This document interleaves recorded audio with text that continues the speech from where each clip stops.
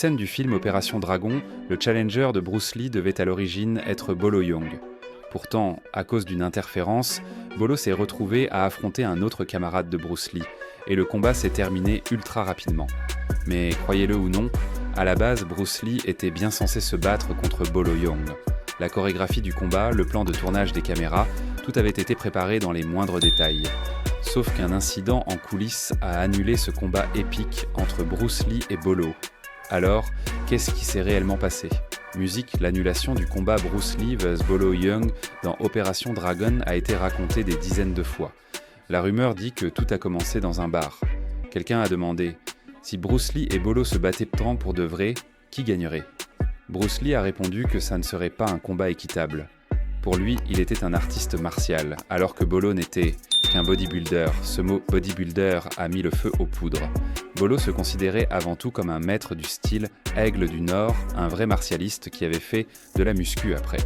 Piqué au vif, Bolo a défié Bruce Lee sur le champ et s'est fait battre en quelques secondes. Étonnamment, Bruce Lee n'a gardé aucune rancune. Plusieurs années après, c'est lui qui a personnellement appelé Bolo pour lui proposer de jouer dans Opération Dragon. Bolo a accepté.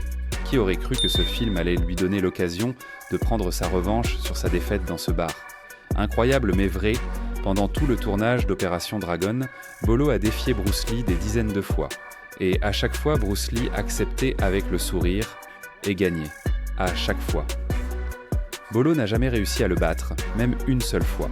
Mais ses combats réels en coulisses ont fini par poser problème sur le plateau. Lors du tournage de la scène finale, Bolo a tout simplement refusé de tourner le combat contre Bruce Lee. Blessé dans son ego après toutes ses défaites, ou peut-être peur de se prendre encore une raclée devant les caméras, toujours est-il qu'il a dit non. Du coup, le réalisateur a été obligé de réécrire le scénario à la dernière minute. Comme vous l'avez vu dans la version finale, Bolo finit par affronter le personnage joué par John Saxon. Pourtant, si vous voulez voir à quoi aurait ressemblé un vrai combat Bruce Lee versus Bolo Yeung, certaines scènes du film vous donnent un petit aperçu. Regardez cette séquence. Les deux légendes se font face en 1 contre 1. Dès le début, ils se testent avec des frappes sèches. Chacun veut dominer l'autre. Mais la concentration de Bruce Lee est hors norme. Quand Bolo tente de le projeter au sol, Bruce contre sans effort. Même les coups de pied ultra puissants de Bolo ne passent pas. Et là, un seul coup de pied fulgurant de Bruce Lee envoie Bolo au tapis, KO. Un combat absolument spectaculaire. Applaudissements.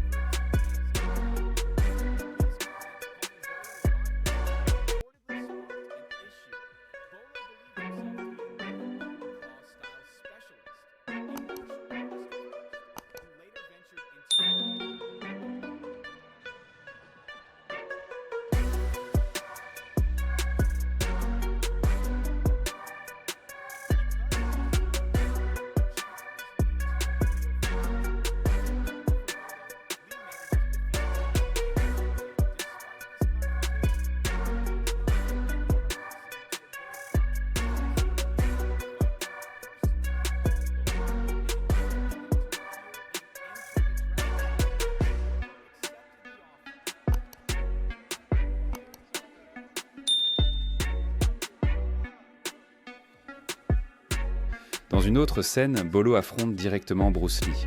Mais cette fois, Bruce a un clone. Le clone est balèze, mais aucun des deux Bruce n'est particulièrement costaud dans cette situation. Et là, surprise, Bolo domine largement. Même à 2 contre 1, Bruce et son clone galèrent grave face à la puissance de Bolo. Est-ce que c'est enfin le moment où Bruce Lee va perdre ? Eh bien non. Peu après, Bruce place un coup qui laisse Bolo sur le cul, littéralement. Et avec son clone, ils finissent par coller un énorme coup de pied en pleine tête à Bolo, qui grimace de douleur. Une autre fois encore, Bolo remet ça contre la légende. Les deux s'échangent des coups monstrueux, c'est ultra violent. Bolo touche plusieurs fois Bruce Lee, qui semble en difficulté, mais Bruce ne lâche rien. Il trouve la faille, cible la jambe déjà blessée de Bolo, et l'oblige à abandonner le combat.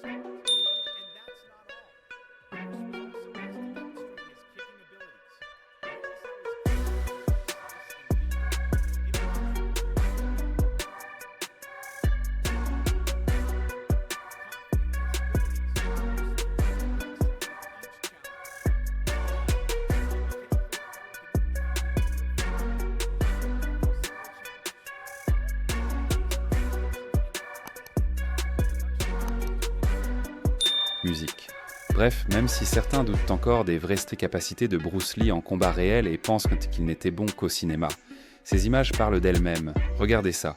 On demande à quelqu'un de frapper un gars avec un coup de poing. Le type y va mollement, normal. Ensuite, Bruce Lee fait exactement le même geste. Et le mec vole littéralement plusieurs mètres en arrière. Sur un plateau télé, on lui demande de casser une planche sans élan. Il la explose en deux d'un seul coup. Et quand il montre ses coups de pied, c'est précis, c'est mortel, c'est tout simplement hallucinant. Alors maintenant, vous savez pourquoi ce combat mythique n'a jamais eu lieu dans le film, mais aussi pourquoi tout le monde savait très bien qui aurait gagné pour de vrai.